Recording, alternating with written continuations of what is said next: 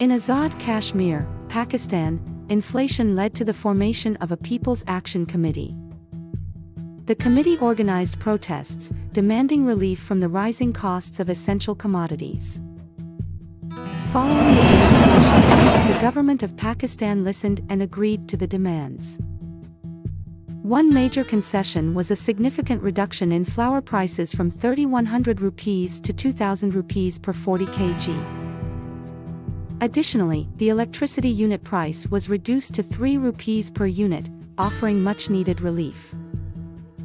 The community's unity and determination led to these significant changes, showing the power of collective action.